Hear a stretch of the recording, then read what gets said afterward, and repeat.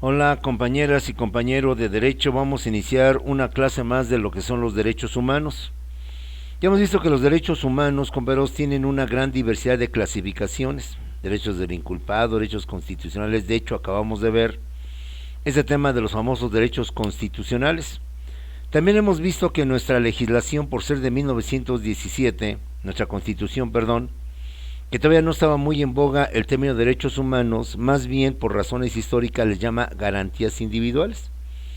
Y hemos visto que cambiarle el rubro, la nomenclatura de garantías individuales por derechos humanos, pues lo que implicaría este tipo de cambios por el simple hecho de llamarle derechos humanos. Por derechos humanos o por garantías individuales tenemos una gran cantidad de estos, compañeros. Lo hemos hablado de forma general, de forma amplia. Vamos a ver cada uno de estos derechos en lo individual, pero también tomar en cuenta que las garantías individuales, como su nombre lo dice, se refiere a los derechos humanos que tienen las personas, pero en lo individual, en lo personal.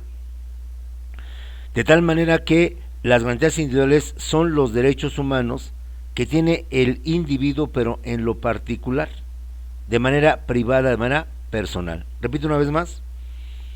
Nuestra constitución, nuestra ley máxima, más que hablar de derechos humanos por razones históricas, por razones de tiempo, es una ley que se expidió en 1917, hace más de 100 años.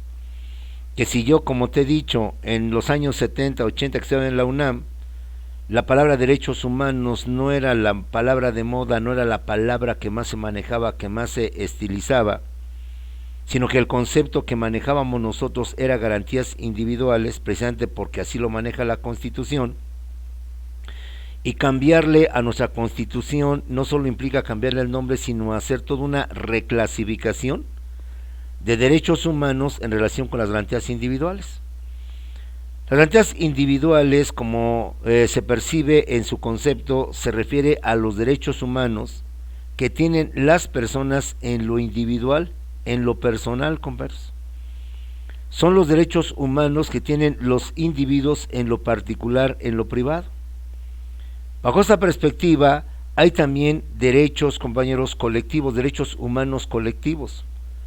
Derechos humanos que no se refieren solamente al individuo, a la persona, sino que se refieren a grupos vulnerables o grupos marginados dentro de la sociedad.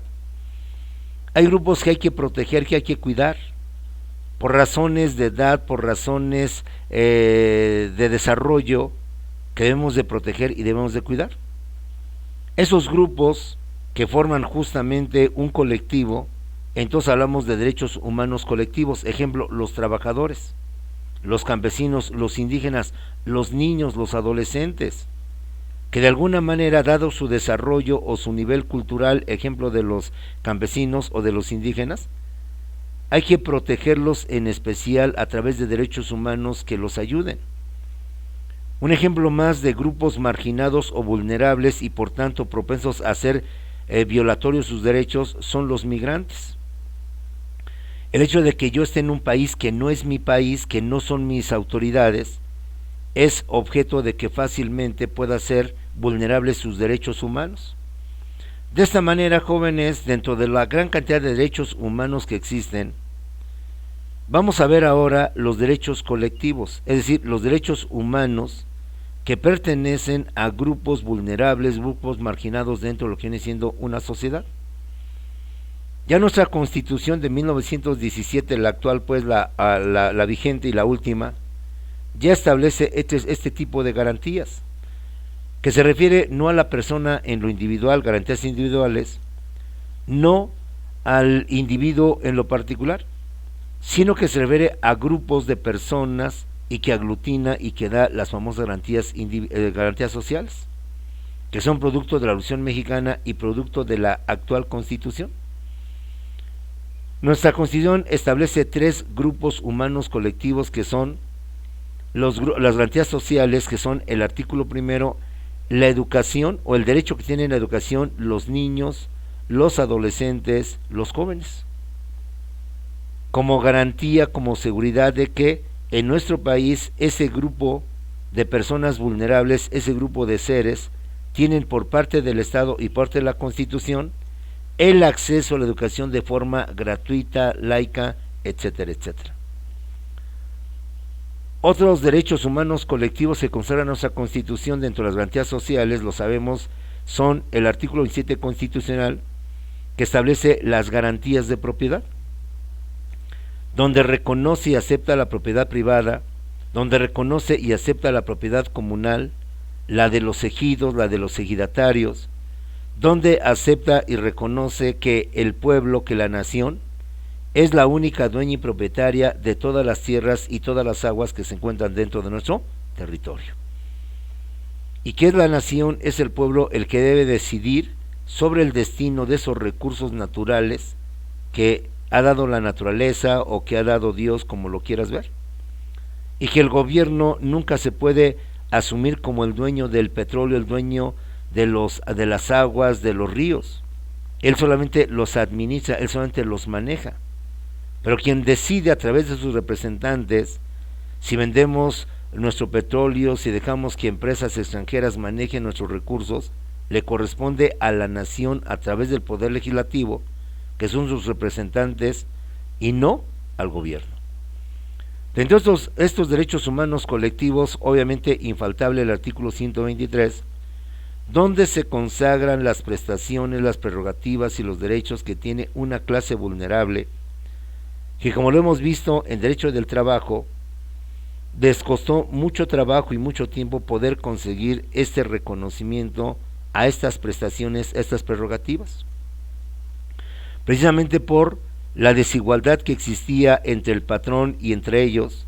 Vivieron en las pésimas condiciones, insalubres, antihigiénicas, con ninguna o nula condición o prestación en cuanto a enfermedades, en cuanto a accidentes. Y es justamente el artículo 123 quien establece, compañeros, esos derechos, esas prestaciones, estas prerrogativas a favor de un grupo colectivo llamado clase obrera, clase trabajadora, asalariados o simplemente proletariado. Esto es en cuanto a nuestro país dentro de los famosos derechos humanos colectivos, pertenecientes no a una persona, sino a un grupo de personas, a un grupo social dentro de la sociedad que se encuentra marginado, que se encuentra vulnerable y en consecuencia desprotegido ante una autoridad. Y a través de la Constitución y de las leyes se trata de reconocer y de aceptar esos derechos para que en caso de no ser acatados, respetados o establecidos por la autoridad o por la Constitución, al menos se tenga presente que como ser humano sí se tienen esos derechos humanos colectivos. ¿Cuáles son, compañeros? Primeramente, los derechos humanos de niñas, de niños y de adolescentes. Dado su estado físico y su estado mental y sobre todo su estado de dependencia de los padres, de los mayores y de todo esto, son un grupo vulnerable. Un grupo que fácilmente puede ser explotado, un grupo que aún no conoce de este mundo, que aún está conociendo sus instituciones, sus leyes, y que fácilmente puede ser engañado, puede ser explotado, puede ser por tanto violentado en sus garantías y en sus derechos. De esta manera, en las primeras etapas de todo ser humano, los seres humanos son vulnerables, son susceptibles, compañeros, dado su crecimiento y su conocimiento, su escaso conocimiento o su falta de conocer a profundidad lo que es el mundo, las instituciones, hay que protegerlos. De esta manera, dentro de los derechos humanos colectivos, se habla justamente de los derechos humanos de niñas, de niños y de adolescentes. Entendiendo que en nuestra ley entiende por adolescente las personas que están de los 12 a los 15 años, las personas que han dejado la niñez para entrar a lo que viene siendo la juventud. Aquí vamos a entenderlo de esta manera porque dentro de la psicología y biología se habla del infante, del niño, del puberto, del adolescente y del joven. Pero para efectos prácticos entendemos por adolescente que es, vamos a decir, el nivel más vulnerable, de los más vulnerables, es cuando dejamos de ser niños a los 12 años para pasar a la adolescencia hasta los 15 años. Y como tú bien lo sabes, es una etapa de transición, una etapa de grandes cambios, de grandes modificaciones, en donde aún muchas veces el niño, el adolescente, no toma conciencia real de su entorno, de su cuerpo y de muchas cosas más. De esta manera, dentro de los muchos derechos humanos que tienen los niños los adolescentes, está el derecho a la vida, a la supervivencia y al desarrollo. Eso significa que los niños tienen el derecho a que se proteja su vida, se proteja su supervivencia, se proteja su dignidad y a que se garantice su desarrollo integral. En consecuencia, no pueden ser privados de la vida bajo ninguna circunstancia. El hecho de que aún no tomen conciencia, el hecho de que aún dependan de los adultos o de los mayores, y que por tanto puedan ser fácilmente engañados, fácilmente, compañeros, sustraídos y cometer con ellos una serie de sandeces o locuras. Entonces, los derechos humanos crean este tipo de derechos en beneficio y en protección de ellos. Reitero, el derecho a la vida, a la supervivencia y al desarrollo. Lo que significa que las niñas, los niños y de los adolescentes tienen el derecho a que se proteja su vida, se proteja su supervivencia, su dignidad y a que se garantice su desarrollo integral completo, físico, psicológico, mental. En consecuencia, no pueden ser privados de la vida bajo ninguna circunstancia, compañeros. Otro derecho humano de este grupo, de este colectivo de personas que están dentro de una sociedad, es el derecho de prioridad, que significa que a los niños se les debe de asegurar de manera prioritaria, antes que los adultos, el ejercicio pleno de todos sus derechos, compañeros. En materia de derechos humanos, son los niños los que tienen la preferencia antes de cualquier otro. Tengamos presente ese pensamiento que se tiene a nivel universal. Primero los niños, luego las mujeres y al final los adultos. En caso de riesgo, de peligro, de inundación o de naufragio, a quien hay que salvar primero es a los niños, después a las mujeres y al final a lo que son los hombres. Bajo este concepto universal que se tiene de quién es primero, obviamente un derecho humano a favor de los niños es el derecho a la prioridad. Aquí deben ser preferentes, deben ser tomados en cuenta antes que cualquier otro tipo de personas, antes que otro tipo de condiciones de personas, en este caso los adultos. Otro derecho que tienen también los niños, dada su situación y dada todavía su falta de conciencia de su derredor, de su conocimiento de este mundo externo y de su dependencia en cuanto a los mayores, en este caso sus padres, es el derecho a la identidad. Todos los niños, adolescentes deben contar con nombres y apellidos. Deben de ser inscritos en el registro civil de forma inmediata y gratuita. Sabemos que algo que debe de hacerse inmediatamente cuando nace un niño, y tan pronto la madre o bien el padre o inclusive la abuela pueda hacerlo, es registrarlo, llevarlo al registro civil para que se expida su acta de nacimiento, que es el documento que acredita legalmente la vida, la existencia de ese ser humano, y que a través de este documento y de este primer registro llamado acta de nacimiento es el documento base para que en base a él podamos obtener todos los demás documentos que con el tiempo vamos a ir obteniendo: la credencial del lector, el pasaporte, la credencial inclusive de la escuela, del trabajo, y todo cuanto trámite debe de tenerse. Por tanto, siendo físicamente imposible que el recién nacido o el niño acuda para su registro, se garantice este derecho universal a través de lo que es el derecho a la identidad. Para que este grupo de colectivos pueda contar con nombre y apellidos, ser inscritos en el registro civil de forma inmediata y gratuita, compañeros. Y de esta manera, la falta de documentación para quitar su identidad nunca será obstáculo para garantizar sus derechos. Eso también es muy importante. Siendo los niños dependientes y siendo muchamente los niños una parte frágil en cuanto a trámites, en cuanto a documentos que aún no conoce o no sabe, dentro de este derecho de identidad y como derecho humano se garantiza que la falta de documentos para acreditar su identidad, es decir, su acta de nacimiento, nunca será obstáculo para garantizar sus derechos. El hecho de que un niño huérfano, el hecho de que un niño sin sus padres haya perdido sus documentos, no significa que por ello ese niño legalmente no es reconocido, legalmente no tiene derecho a recibir lo que vienen siendo los beneficios de vivir en una sociedad como niño huérfano, como niño desamparado, compañeros. Además debe de contar con una nacionalidad para conocer su origen, a efecto de preservar su identidad, pertenencia cultural y relaciones familiares. Se trata no solamente de que la persona, en este caso el niño dependiente, no solamente tenga una identidad, sino que además tenga una nacionalidad que le permita identificar sus raíces, su origen, de dónde es, de dónde viene, con el fin de preservar justamente esa identidad, esa pertenencia cultural y ese tipo de relaciones familiares, compañeros. Otro derecho humano a favor de los niños, de las niñas y de los adolescentes es el derecho a vivir en familia. Todas las niñas, los niños y adolescentes tienen derecho a vivir en una familia y no podrán ser separados de ella por falta de recursos para su subsistencia.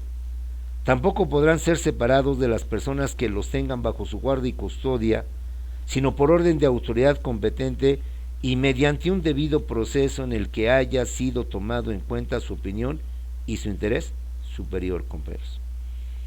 Sabemos que la separación de los padres, el divorcio, no tanto afecta a los cónyuges o a los adultos, sino repercute enormemente en lo que vienen siendo los niños.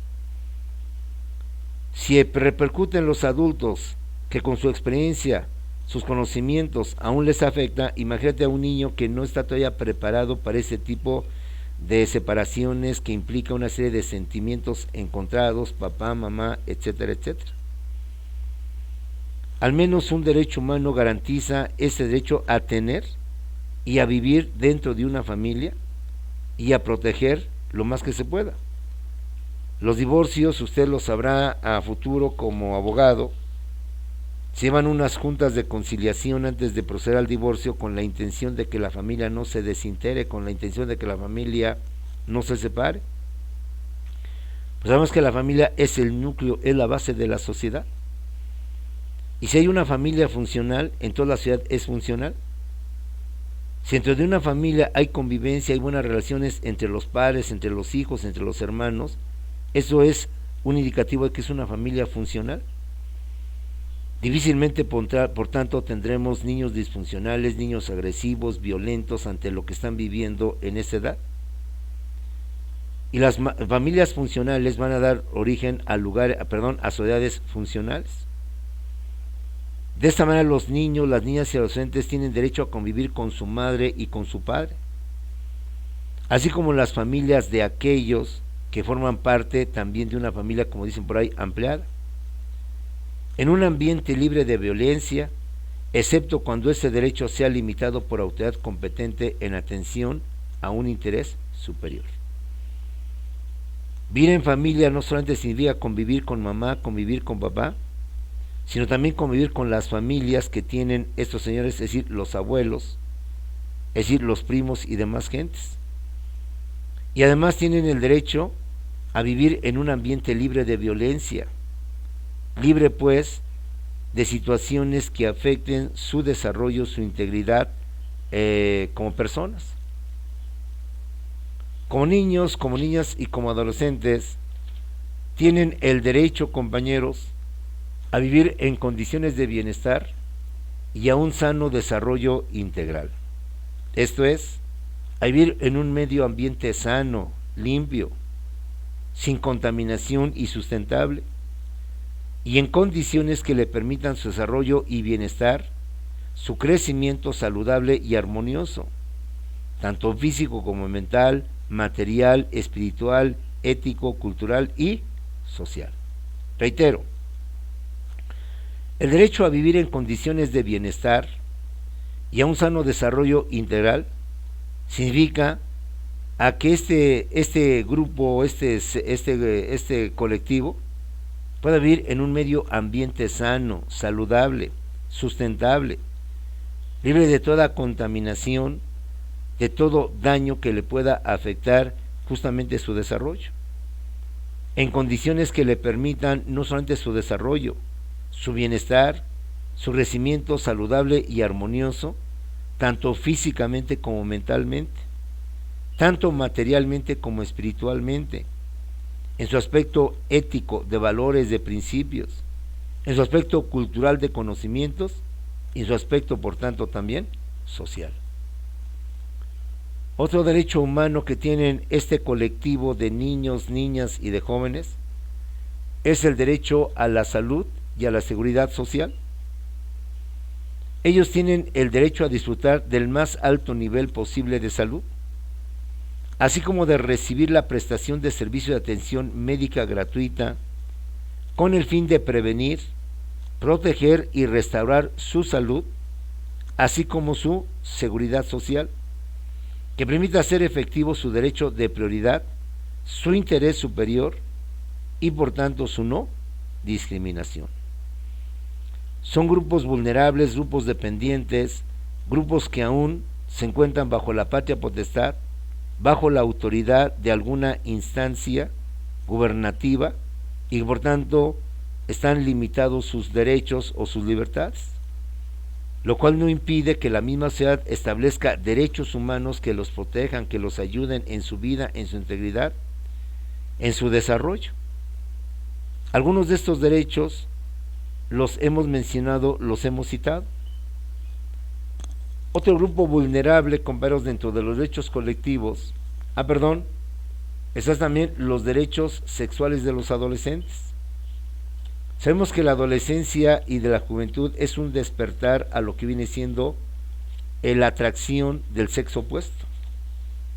Sabemos que un adolescente, compañeros, dado su desarrollo psíquico, sexual o físico, tiende a ser atraído hacia lo que viene siendo la contraparte del sexo opuesto, lo que se conoce como el despertar sexual, el despertar de las personas.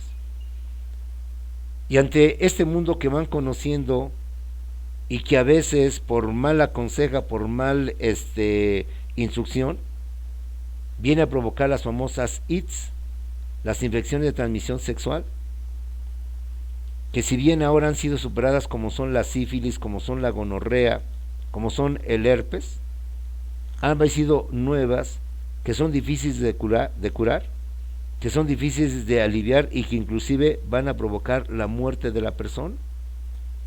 Y un adolescente mal informado, que no tiene conocimiento y por la atracción que implica el sexo, por la atracción que implica su despertar, por el momento en que está viviendo, puede caer en lo que viene siendo el VIH, el papiloma humano, que no solamente son incurables, sino que incluso su falta de atención puede provocar la muerte justamente de estos adolescentes. Es por ello que, dada la vulnerabilidad y los riesgos que implica el adolescente ante este despertar, ante este crecimiento, se han creado los famosos derechos humanos sexuales de los adolescentes, entre los que destaca el derecho a la expresión sexual emocional. Ya es un hecho que hay que quitar ese parámetro de hablar sexo masculino y sexo femenino, pero que por X razones se han creado o han nacido o han estado personas de diferente tendencia sexual, diferente expresión sexual emocional. No solo existen los heterosexuales, tenemos los homosexuales, los bisexuales, los transexuales, los travestis, las lesbianas, y una serie de tendencias o de expresiones sexuales emocionales que a veces no se respetan porque consideran que van contra natura o están en contra natura. Estamos viendo la etapa de la tolerancia de la homosexualidad.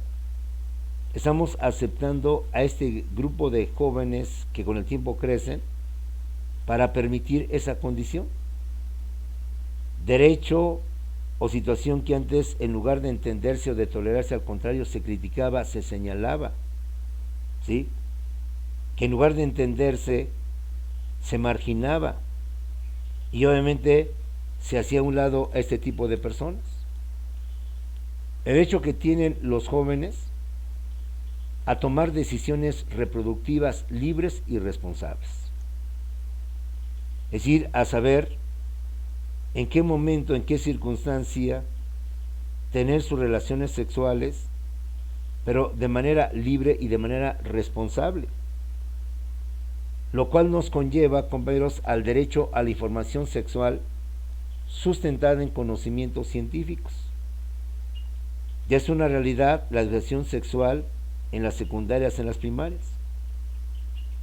Los que ya somos adultos, por decir ya viejos como el maestro, difícilmente años 70 y todavía parte de los 80 y no se digan los años de los 60, recibíamos educación sexual. Era un tabú, era algo prohibido que los maestros hablaran de sexo o de sexualidad, no de sexo, de sexualidad en las escuelas.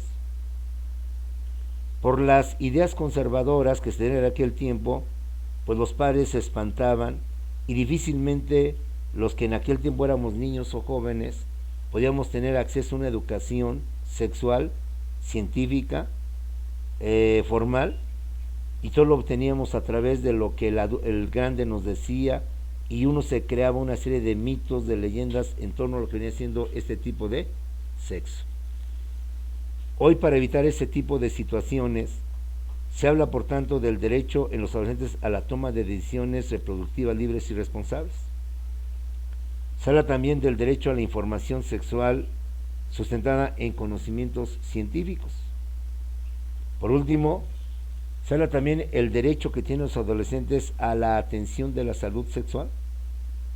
Precisamente por lo que hemos dicho, el riesgo que implica ahora, el desconocimiento que implican las relaciones sexuales, sin higiene, sin reglas que la misma medicina establece, y que si bien han sido superadas infecciones como son, y reitero, la sífilis, como viene siendo el herpes o la gonorrea, hoy tenemos enfermedades o infecciones que no solamente son incurables, sino llevan a la muerte al adolescente por el desconocimiento que significa su transmisión, como viene siendo el famoso SIDA o lo que viene siendo el papiloma humano, que por el momento son incurables y reitero, inclusive llevan a la muerte del adolescente.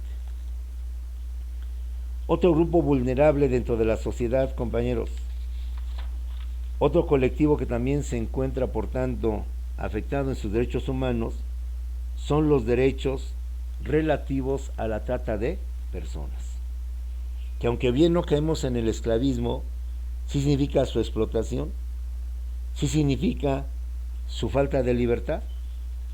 Entre estos derechos que van en contra de la trata de las personas está el derecho a la dignidad y el derecho a la integridad personal, de tal manera que todas las personas, por el simple hecho de ser seres humanos, no pueden ser objeto de violencia o arbitrariedad por parte de autoridades, ni menos por particulares, así como sea respetada y protegida íntegramente, sin excepción alguna, dicha persona.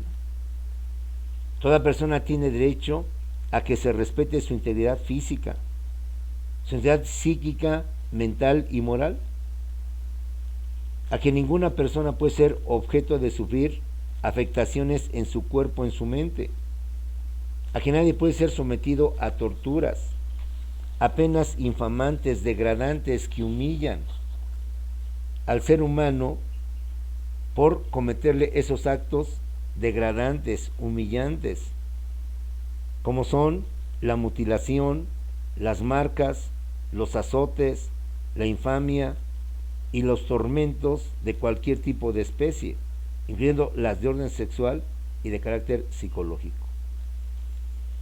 Y a pesar de la época en que vivimos, siglo XXI, años 2020, todavía sigue habiendo países, sigue habiendo lugares, sigue habiendo gobiernos y instituciones que siguen generando este tipo increíblemente. Seguimos siendo pueblos bárbaros, pueblos salvajes, que no hemos superado esta etapa evolutiva del ser humano de civilización. Y a pesar de lo que hemos vivido, todavía en algunas partes no se respeta ni la integridad ni la dignidad del ser humano.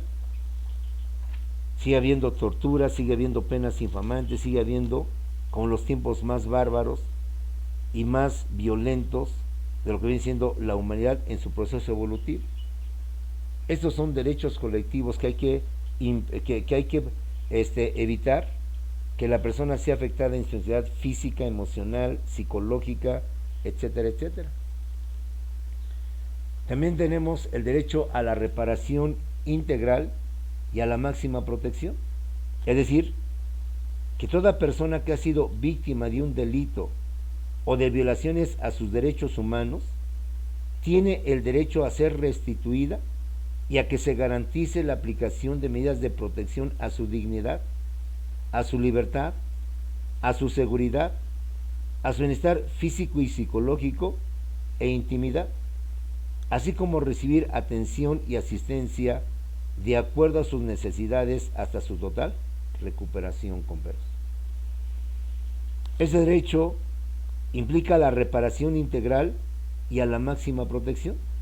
Es decir, que toda persona que haya sido víctima de un delito o de la violación a sus derechos humanos tiene el derecho a ser restituida y a que se le garantice la aplicación de medidas de protección a su dignidad, a su libertad, a su seguridad, a su bienestar físico y psicológico e intimidad, así como a recibir todo tipo de atención y asistencia de acuerdo a sus necesidades física, psicológica, de rehabilitación, etcétera, etcétera. Tiene la víctima el derecho a la reparación del daño, a que la víctima, de manera proporcional a la gravedad del daño causado y a la afectación a su proyecto de vida, reciba por tanto esa reparación del daño, compañeros. Otro derecho a este tipo de personas que han sido víctimas de un delito y que no es suficiente el encarcelamiento o el castigo al delincuente que sobre él, sobre sus bienes o su persona cometió, es el derecho a no ser criminalizado o revictimizado. Es decir, que las víctimas de un delito o de violaciones de derechos humanos a que fueron sometidos por las autoridades no agraven más su sufrimiento ni a ser tratadas en ningún caso como sospechosos o responsables de la comisión de los hechos que denuncian. Eso significa, por tanto, compañeros, que las autoridades tampoco pueden gravar su condición de víctima, establecer requisitos que obstaculicen e impidan el ejercicio de sus derechos, o exponerlas a sufrir un nuevo daño por la conducta de los servidores públicos, compañeros. No podemos permitir que por el hecho de denunciar la comisión de un delito, la falta de un delito por parte de la autoridad, estas gentes inocentes en uso de su derecho cívico pueden ser criminalizados o bien revictimizados. Otro derecho a favor de las personas es el derecho a no ser explotado, compañeros. El hecho a que toda persona que se encuentra protegida por la Constitución de la esclavitud y de los trabajos o servicios forzados no sea por tanto sometida a ella. Hablamos del derecho a ser retribuidas por su trabajo. Todo trabajo tiene que tener una retribución. Todo trabajo debe tener condiciones favorables a esa persona. Y nadie, como lo hemos visto en derecho colectivo, nadie puede renunciar a sus prestaciones, porque los derechos y las prestaciones laborales son irrenunciables. Por más que un trabajador de puño y letra manifieste que su propio derecho, incluso jurando por algún dios, por alguna divinidad, renuncia y está de acuerdo en no recibir ninguna prestación, eso para efectos de la ley simplemente es no autorizado, no aceptado, compañeros. De esta manera se garantiza que ninguna persona pueda ser explotada con motivo de su trabajo. Si ha sido prohibida la esclavitud, compañeros, en todos los tiempos, recordemos que Hidalgo, iniciada la independencia, abolió la esclavitud. Morelos también la formalizó aboliendo la esclavitud. Si esto fue en lo que es 1810, el siglo XIX, hoy estamos en el siglo XXI, con cuánta mayor razón la explotación o el trabajo, compañeros, de ser explotado, no tiene razón de ser, no tiene razón de existir. Todo trabajo, como lo vuelvo a repetir, compañeros, debe ser retribuido, debe ser utilizado como objeto que pueda comercializarse a la persona. Nadie puede beneficiarse económicamente de forma excesiva, o bien nadie puede beneficiarse del trabajo de otro, violentando su dignidad y sus derechos humanos en cuanto a su trabajo o en cuanto al cuerpo de una persona. De esta manera, como podemos ver, compañeros, la misma sociedad, las mismas leyes establecen derechos que, como lo hemos dicho al principio, nuestra Constitución habla de garantías individuales, habla de derechos personales, derechos que se ven al individuo, a los derechos que usted y yo tenemos, pero como persona, como individuo en lo particular, en lo personal. Pero como hemos visto y hemos apreciado, la sociedad no nada más se integra por individuos, se integra también por colectivos, por grupos sociales que de alguna manera entretejen o dan tejido a la sociedad. La familia, la escuela, el trabajo, los clubs y demás formas que tiene la sociedad de organizarse. Y con motivo de esos grupos sociales que surgen, puede haber violación a los derechos humanos. Una familia disfuncional donde los padres constantemente se pelean y el padre agrede a la madre y el padre agrede inclusive a los hijos, no solamente físicamente ni verbalmente, sino inclusive hasta a veces sexualmente. No podemos ser ajenos ni olvidar este tipo de desprotección, permíteme la palabra, en que se encuentran ciertos grupos que, repito, la sociedad llama marginados, vulnerables, que no reciben los beneficios de una sociedad. Y que afortunadamente nuestra Constitución y los legisladores ya los visualizaron, aunque sea de manera limitada en cuanto a lo que son los niños, los jóvenes, en cuanto a lo que son relacionados con la educación, el pueblo en general en cuanto a la propiedad, y analizar lo que viene siendo su propiedad, lo que ha obtenido con motivo de su trabajo, que nadie se lo pueda quitar, ninguna autoridad. Recuerda que la autoridad solo establece un caso, la Constitución establece solo un caso, cuando la autoridad puede quitarnos nuestros bienes, nuestra casa. Y esto se da cuando haya un interés público, una razón superior, y con motivo de lo que viene siendo, compañeros, la expropiación para un servicio público en beneficio de la sociedad.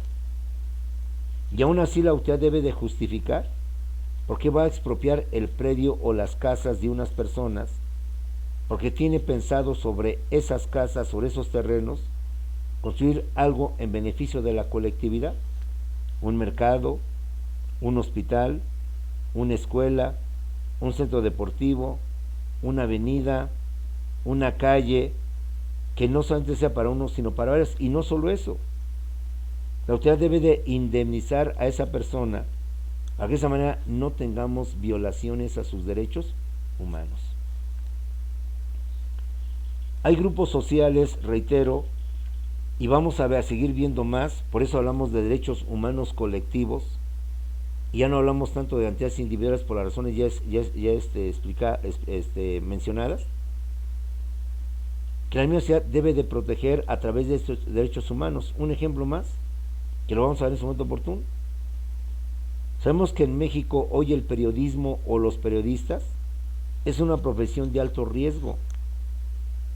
Ahorita hay una gran cantidad de periodistas que han sido asesinados por el uso de su libertad de expresión,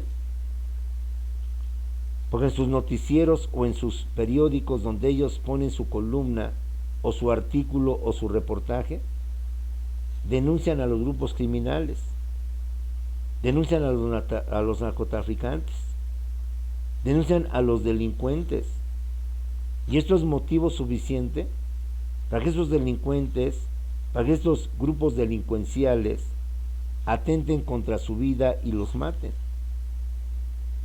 ¿Por qué? Por el uso de la libertad de expresión. Entonces, este grupo vulnerable llamado periodistas hay que protegerlo con derechos especiales de carácter, de derechos humanos especiales para ellos.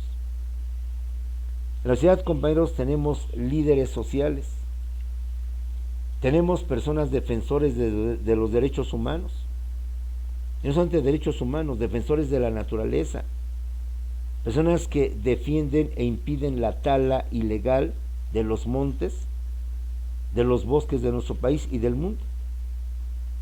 Personas que defienden no solamente los derechos humanos, sino inclusive los derechos que atentan contra los seres vivos como son animales o especies en extinción. Y por tener esa virtud de defender la vida, no solamente la del ser humano, sino defender la vida, compañeros, de otros seres vivos como son las ballenas, como son los peces o algunas especies en extinción, son objeto por tanto de atentado y objeto por tanto de asesinato y de muerte. Derechos humanos, como usted y yo estamos acostumbrados a verlos, no deben delimitarse al individuo, a la persona, sino que es un concepto aún más amplio que abarca a los grupos vulnerables, a los grupos que se encuentran en un momento determinado marginados, desprotegidos de la ley y de la autoridad.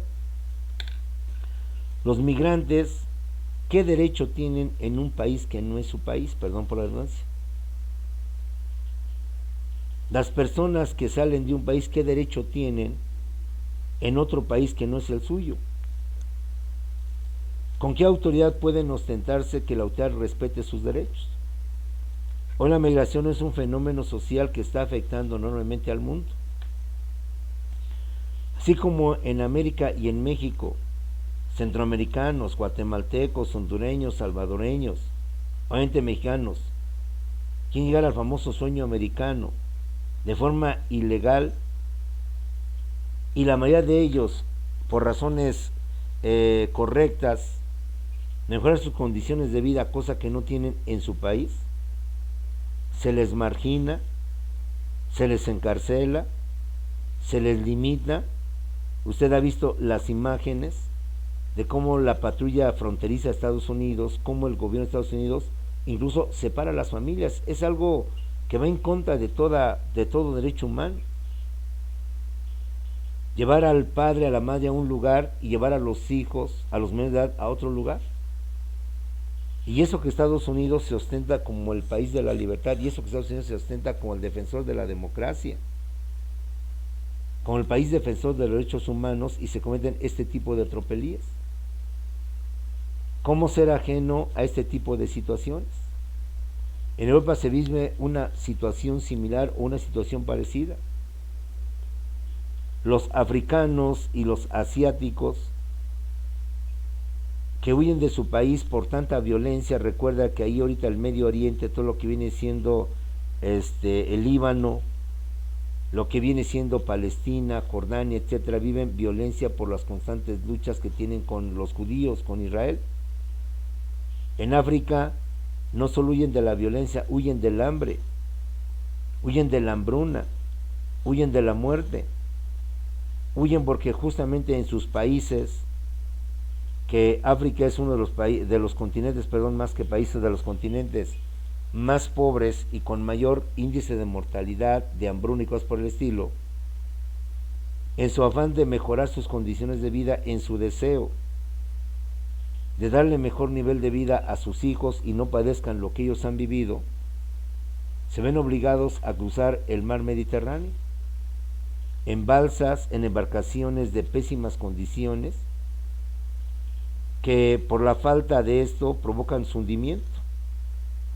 Y para eso le agregas que los países limítrofes con el mar Mediterráneo, entre otros Grecia, entre otros Italia, entre otros España, impiden y no permiten que lleguen las embarcaciones de migrantes a anclar en sus territorios, se ven obligados a seguir que buscando una alternativa. Ante esas barcazas o esas embarcaciones inseguras, cuántas cosas hemos visto de gente, de niños, de adultos que quedan completamente ahogados justamente en el mar Mediterráneo. De la importancia, jóvenes, de que pasemos a este nuevo mundo de conocer y de informarnos, de entender lo que es los negocios, la política, lo que son las relaciones internacionales que van a influir en gran manera, en enorme manera, en lo que es tu preparación profesional. Sabes que hay muchos abogados como organizaciones que se dedican a la defensa de estos grupos vulnerables.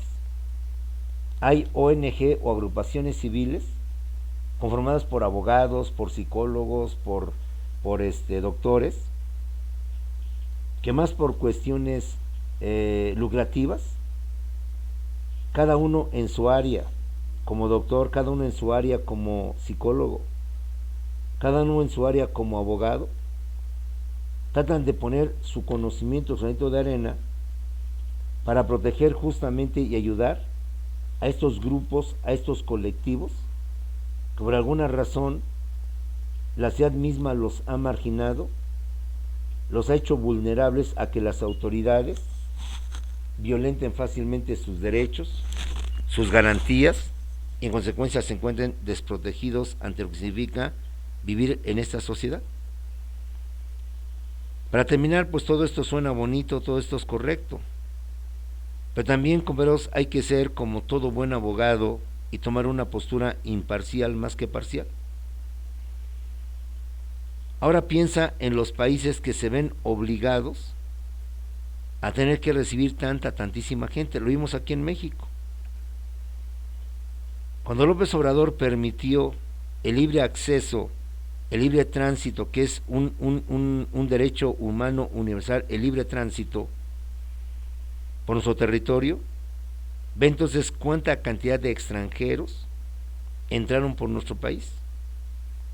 Y no solo fue el gobierno, sino las mismas personas, los mismos mexicanos, sobre carreteras, sobre calles, sobre todo esto, les daban desde el famoso clásico aventón, hasta le hicieron llegar el agua, la torta, el alimento para que pudieran sobrevivir. Piensa ahora que México es Estados Unidos y que en consecuencia una gran cantidad de centroamericanos quieren venir aquí a México porque saben que aquí hay un mejor nivel de vida. Reitero, piensa que ahora México es Estados Unidos. Piensa que Estados Unidos es México y que muchos norteamericanos, al ver que aquí hay mejor calidad de vida, van a querer ingresar de forma ilegal a nuestro territorio. Quizás como mexicanos no nos gustaría que de repente por el lado norte y por el lado sur empezaran a llegar extranjeros para poder radicar en nuestro país y tener mejor nivel de vida, etcétera, etcétera.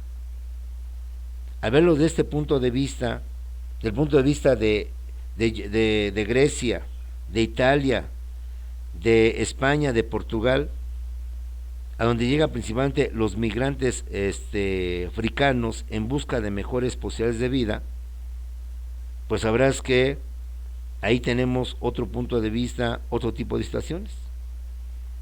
El derecho, compañeros, y el abogado debe ser imparcial, ni de un lado ni del otro. Las leyes deben ser imparciales. Por eso te recuerdo que esas terminaciones como derecho empresarial o derecho obrero no han prosperado, porque si yo al derecho al trabajo le llamo derecho obrero, estoy dando a entender que es un derecho en beneficio y a favor del trabajador.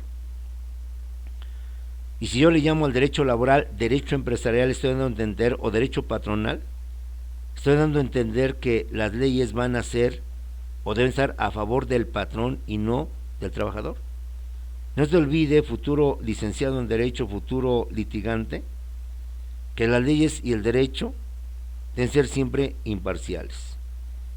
Tenemos, por tanto, derechos que proteger, por un lado, el de los migrantes. Tenemos derechos que proteger, por otro lado, el de los ciudadanos, el de los nacionales de ese país.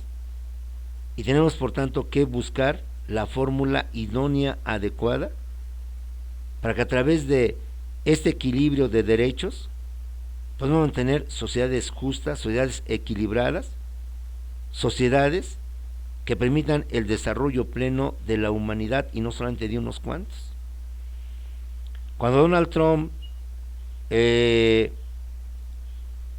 endureció sus políticas y amenazó a México con cerrar su frontera y cerrar el comercio, ahí se afectó entonces una parte del pueblo mexicano y se iba a afectar no solamente el gobierno, el pueblo mexicano, las empresas y aquellos mexicanos que trabajan allá en Estados Unidos, que van y vienen diariamente.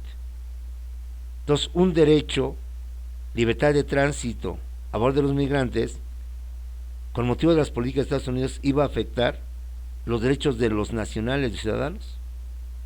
Y es entonces cuando se endurece en nuestro país también la política migratoria, con la misma Guardia Nacional, que hasta la fecha está apostada en la frontera con Estados Unidos y en la frontera con Guatemala, junto con los agentes de migración para impedir el libre tránsito. Ante esta situación, entonces, ¿quién tiene la razón? ¿A quién debemos favorecer? ¿Al migrante o a los nacionales? Y entonces, ¿en dónde están los famosos derechos humanos y en dónde se encuentra, por tanto, la imparcialidad del derecho? Jóvenes, hay todavía mucho que analizar y esto es lo bonito del derecho, esto es lo bonito de las ciencias sociales y humanísticas, que no son ciencias exactas como la física y la matemática, donde todos coincidimos que 5 por 5 son 25, que 2 más 2 es 4, en donde el derecho tiene diversos criterios, diversos puntos de vista, diversos enfoques. Y aunque todos estudiamos la misma carrera, todos recibimos las mismas materias, recibimos los mismos conceptos, los mismos formas de defender al cliente, de cómo ampararnos, cómo protegernos, según del lado en cómo tú estés, tú verás la forma en cómo interpretas, cómo manejas y aplicas el derecho. A veces estarás del lado del patrón y tendrás que defender los intereses del patrón. A veces estarás a favor del trabajador y tendrás que defender los intereses del trabajador y estar en contra del patrón. Y que en suma total, más que estar en contra del trabajador, en contra del patrón, es mantener una imparcialidad difícil de sostener. ¿Por qué? Porque tú estás como cliente del patrón y tienes que buscar la forma de que el patrón salga beneficiado en la sentencia. Tú estás al lado del trabajador y tienes que, como abogado, hacer que la sentencia salga a favor de tus clientes, de tus trabajadores. Hay que, jóvenes, todavía tenemos mucha tela de qué cortar. El derecho no es mecánico, el derecho no es una máquina.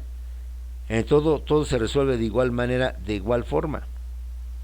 Según los casos, según las situaciones, pues nosotros tendremos que manejar el derecho para darle el sentido que queremos, para que la sentencia o la resolución sea según en el sentido en cómo estamos o cómo nos encontramos. Los derechos humanos, como estamos viendo, son muy amplios. Hablar de libertad, de justicia, pues es apenas, como dicen por ahí, la punta del iceberg de lo que está abajo de todo hecho. Estamos viendo los derechos colectivos, los derechos humanos colectivos. Y estamos hablando que estos derechos humanos colectivos son los derechos de las niñas, niños y adolescentes, los derechos de las personas migrantes, pero está por verse también los derechos de las personas con discapacidad, derechos humanos de las personas adultas mayores. Y tenemos también otra gran cantidad de derechos, como son el derecho a la irretroactividad de la ley, el derecho de audiencia y debido proceso legal, la seguridad jurídica en materia de detención, la seguridad jurídica para los procesados en materia penal, el derecho de la víctima ofendido, que al menos nuestra Constitución ya los establece, ya los consagra, el derecho al agua y saneamiento, el derecho a un ambiente sano, los derechos agrarios, el derecho de acceso a la cultura, el derecho a la cultura física y al deporte. Por derecho entendemos derechos humanos, el derecho al trabajo y el derecho en el trabajo, que son cosas diferentes, el derecho a la seguridad social, que complementa al derecho laboral o al derecho del trabajo, ¿sí? El derecho a la inviolabilidad del domicilio, el derecho de acceso a la justicia, los derechos sexuales y reproductivos, el derecho a la protección de datos personales y en fin. Estamos en una etapa de nuestro curso de derechos humanos donde veremos en términos generales la gran cantidad, el gran número de derechos humanos que establece no solamente en México y nuestra Constitución y leyes, sino en todo el mundo. Que algunos ya han sido reconocidos en nuestro país y que algunos aún no están por reconocidos, y lo que está todavía por venir. El derecho a la eutanasia, el derecho a la muerte asistida, el derecho a la libertad de, vamos a llamarle, de las adicciones, la legalización de la droga. Es decir, el derecho, todavía hay mucho que venir, todavía hay mucho que aprender, todavía hay mucho que conocer, todavía hay mucho hay que crear. Te dejo, jóvenes, nos vemos no tanto en minutos sino en segundos en el Zoom. Para cualquier duda, cualquier aclaración de las dos materias, de las dos clases que hemos hecho de derechos humanos, ahí con mucho gusto te atiendo. Nos vemos en segundos ahí en el Zoom, compañeros.